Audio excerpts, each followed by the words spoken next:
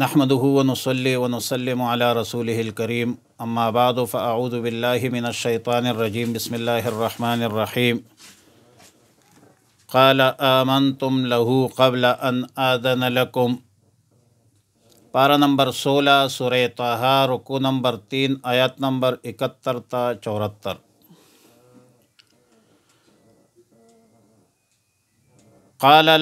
قال آمنتم، یہ قول ہے فرعون کا۔ فرعون نے جادوگروں کو کہا آمنتم، تم ایمان لے آئے، لہو، اس پر، موسیٰ علیہ السلام پر، قبل ان آذن لکم، اس سے پہلے کہ میں اجازت دوں تمہیں، انہ لکبیرکم، بے شک وہ تمہارا بڑا ہے، الذی علمکم السحر، جس نے سکھایا ہے تمہیں یہ جادو، فَلَأُقَطِّعَنَّ أَيْدِيَكُمْ، پس میں ضرور کاٹ لوں گا تمہارے ہاتھ، وَأَرْجُلَكُمْ، تمہارے پاؤں، من خلاف، مخالف اطراف سے، وَلَأُصَلِّبَنَّكُمْ، اور میں تمہیں ضرور سولے پر لٹکا دوں گا، فی جذوع النخل، کھجور کے تنوں پر، وَلَتَعْلَمُنَّ،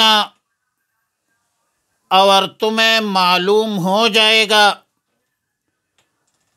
اینا اشد عذابا وابقی، کہ کون ہم میں سے سخت ہے عذاب میں، وابقی، اور دیر پانے والا عذاب ہے۔ جادوگروں نے کہا، اہل ایمان جادوگروں نے کہا کہ لن نؤثرک، ہم کبھی ترجیح نہیں دیں گے، علی ما، اس پر، جاءنا، جو آیا ہے ہمارے پاس، من البینات، واضح معجزات میں سے، والذی فطرنا، اور جس رب نے ہمیں پیدا کیا ہے، ہم اس پر کسی اور کو ترجیح نہیں دے سکتے۔ فاقض ما انت قاض، پس تو کر لے جو تم کرنے والا ہے، تمہارے ہاتھ پاؤں دونوں آزاد ہے۔ انما تقضی،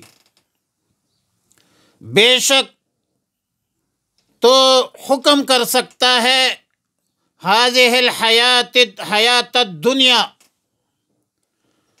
اس دنیاوی زندگی میں، انا آمنا، بے شک ہم ایمان لائے ہیں، بربنا، اپنے رب پر، لیغفر لنا، تاکہ ہمارے بخشش کرے، لنا، ہمیں بخشش کرے، لنا، ہمارے لیے، خطایانا، ہماری خطائیں، وما اکرہتنا علیہ، اور وہ جرم، وہ گناہ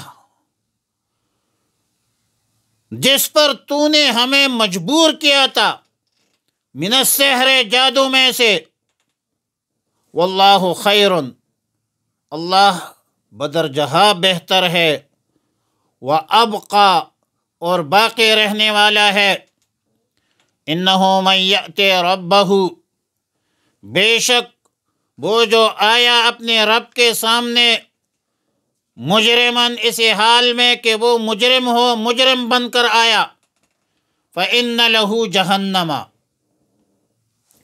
تو بے شک اس کے لیے دوزخ ہے، جہنم ہے، لا يموت فیہا، نہ اس میں مرے گا، ولا یحیی، اور نہ جیے گا۔ ومن یأتیہ مؤمنا، اور جو مسلمان بن کر آ جائے اللہ کے سامنے، قد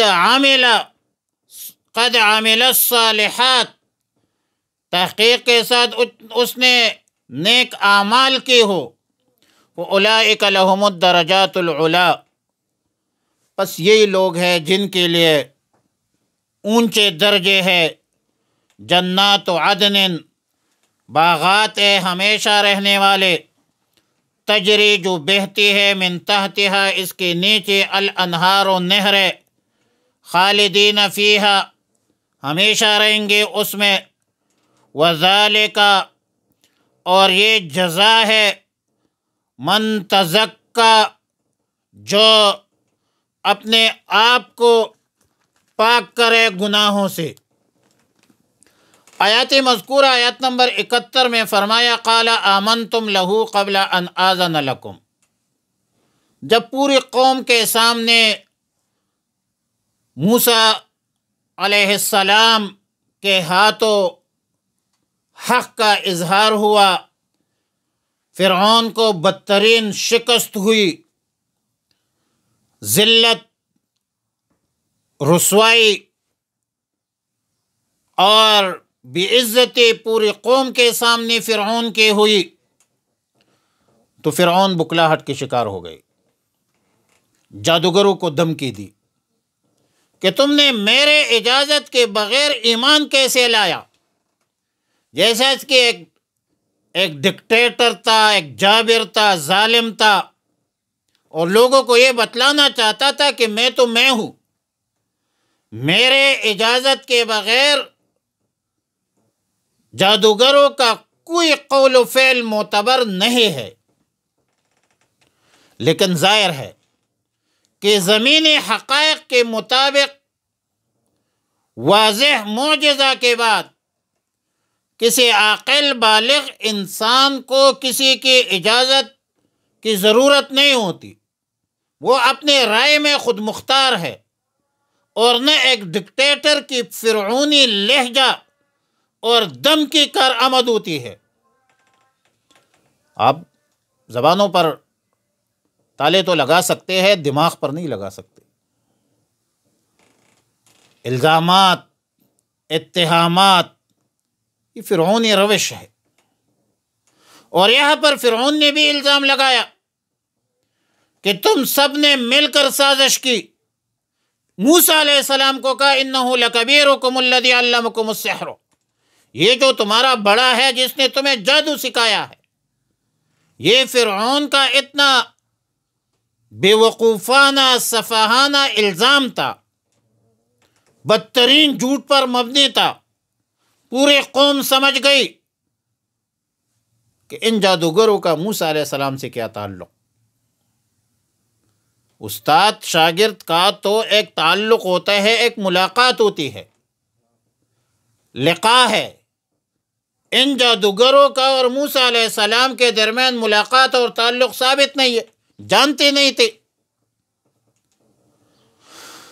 اور پھر یہ لوگ مشرف بے ایمان ہوئے، ایمان لایا جادوگروں نے، اور پھر ان اہل ایمان جادوگروں کو فرعون نے سزا کا اعلان کیا کہ فَلَأُقَطِّعَنَّ أَيْدِيَكُمْ وَأَرْجُلَكُمْ مِنْ خِلَافٍ، کہ ہم ضرور بے ضرور تم سب کو، سب کے ہاتھ پاؤں کٹوا دیں گے جانب مخالف سے، دایا ہاتھ بایاں پاؤں، وَلَأُصَلِّبَنَّكُمْ فِي جُذُوعِ النَّخْلِ، ہاتھ پاؤں کاٹ کر میں تمہیں کھجور کے تنوں پر، درختوں پر لٹکا دوں گا، تم لٹکتے رہوں گے یہاں تک کہ بھوک اور پیاس سے مر جاؤ، اور تم جان لو گے کہ کس کا عذاب سخت ہے اور ابقی اور دیر تک رہنے والا ہے۔ یہ لہجہ ہے فرعونی، یہ فرعون کا لہجہ ہے۔ اہل ایمان نے کیا جواب دیا؟ لن نؤثرک علی ما جاءنا من البینات والذی فطرنا۔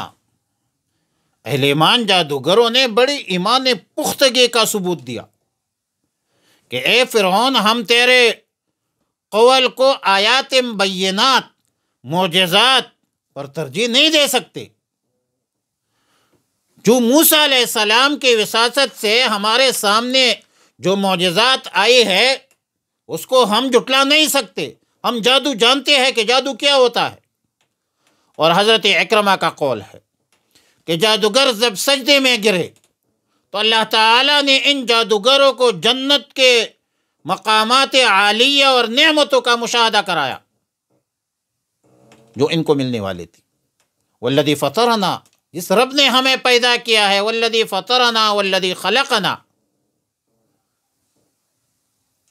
اس خالق کائنات کو، اس رب کائنات کو چھوڑ کر تمہیں رب کیسے تسلیم کرے؟ فخذ ما انت قاض، لاست آزاد دی، تیرا جی چاہے کرو، ہمارے بارے میں فیصلہ کرو، جو سزا چاہے دے دو، لیکن انما تقضی هذه الحیات الدنیا، اگر تو نے ہمیں سزا دے دی تو یہ سزا صرف اور صرف دنیا میں ہی ہوگی۔ اسی زندگی کے چند روزہ زندگی ہے یہاں تک رہے گی، مرنے کے بعد ہم تیرے قبضے میں نہیں رہیں گے۔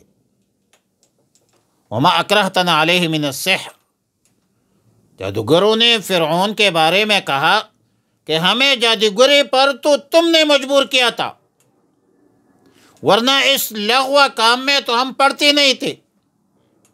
لیکن یہاں پر ایک سوال ہوتا ہے کہ جادوگر خود اپنے اختیار سے مقابلے میں آئے تھے، فرعون کے ساتھ سودا بازی کی، اور سودا بازی کر کے کہتے تھے کہ ہم غالب آئیں گے۔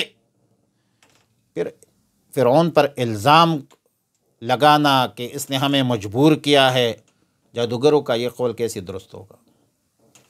اس کی توجیہ اور جواب یہ ہے کہ یہ جادوگر شروع میں شاہی انعام اکرام کے لالچ میں مقابلہ کے لیے تیار تھے۔ بعد میں ان جادوگروں کے احساس ہوا کہ ہم معجزہ کا مقابلہ نہیں کر سکتے، پھر اس وقت فرعون نے مجبور کیا۔ ایک اور وجہ بھی ہے کہ فرعون تو ایک ڈکٹیٹر تھا، اور ڈکٹیٹر کا مزاج ہوتا ہے کہ قوم کو ایک لایانی چیزوں میں مبتلا کرو اپنے اقتدار کو طول دینے کے خاطر۔ فرعون نے حکومتی ریاستی سطح پر جادوگروں کی تعلیم جبری بنایا تھا۔ مملکت کا ہر فرد جادو سیکھنے پر مجبور تھا، جیسا کہ موجودہ زمانے میں عالمی طاغوتی سامراجی طاقت ہے، پھر قواریت کو پروموٹ کرتے ہیں، عسکریت کو، بدماشیوں کو، دہشت گردی کو وہ کرتے ہیں، اور ڈکٹیٹر اس کا اہلکار بن جاتا ہے۔ واللہ خیر و ابقا، اللہ رب العالمین بدرجہ بہتر ہے، بہت زیادہ رہنے والا ہے۔ یعنی اللہ رب العالمین ثواب کے اعتبار سے ہر لحاظ سے بہتر ہے، اللہ کی اطاعت زیادہ پائیدار ہے، دیر پا ہے، نافرمانی کی صورت میں عذاب جو ہے وہ ملے گی۔ تفسیر قرطبی میں ہے کہ جس وقت یہ معرکہ حق و باطل ہو رہا تھا، فرعون کی بیوی سیدہ آسیہ رضی اللہ تعالی عنہ برابر خبر رکھتی تھی، اور غلبہ کے بعد فوراً بعد ایمان کا اظہار بھی فرمایا۔ فرعون نے حکم دیا کہ ایک بڑا پتھر اٹھا کر اس کے اوپر ڈال دو۔ آسیہ نے جب دیکھا تو آسمان کی طرف نظر اٹھائی اور اللہ سے فریاد کی۔ پتھر گرنے سے پہلے آسیہ کی روح قبض ہوئی اور پتھر جو ہے بے جان جسم پر گر پڑا۔ آیت نمبر 74 میں فرمایا انہ من یاتیہ مجرما، ان جملوں کا تعلق خالص اسلامی اعتقادات سے ہے، یوم البعث سے ہے، جو ان جادوگروں کے زبانوں سے ادا ہو رہی تھی، جو ابھی مسلمان ہوئے ہیں اور دینی عقائد و اعمال کی کوئی تعلیم ابھی تک ان کو ملی نہیں تھی، لیکن یہ سب کچھ موسیٰ علیہ السلام کی صحبت کی برکت سے سیدنا موسیٰ علیہ السلام، حضرت ہارون علیہ السلام کی اخلاص کا اثر تھا کہ اللہ تعالیٰ نے ان جادوگروں پر دین کے تمام حقائق کھول دی۔ ایک ظالم جابر حکمران کے سامنے ڈٹ گئے، جان کی پرواہ نہیں کی، کسی بڑے سے بڑے سزا کو خاطر میں نہیں لایا۔ اولئک لہم درجات العلا، علا علیا کی جمع ہے، اعلیٰ کی مؤنث ہے، یعنی ہمیشہ رہنے کے باغات میں۔ اور آیت نمبر 76 میں فرمایا جنات عدن تجری من تحتها الانہار، باغات، ایسے باغات جو بسنے کی ہے، جس کے نیچے نہریں بہتی ہے، ان میں ہمیشہ رہیں گے۔ وذالک جزاء من تزکا، اور یہ بدلہ ہے ان کا جو پاک ہوا۔ سورہ اعلیٰ میں ہے قد افلح من تزکا، تحقیق کے ساتھ فلاح پایا، کامیاب ہوا وہ شخص جس نے اپنے آپ کو پاک کیا، تزکیۃ النفس کیا، نفس کی پاکی کی، رذائل سے نفس کو پاک کیا، فضائل پر اپنے نفس کو زیوراستہ کیا۔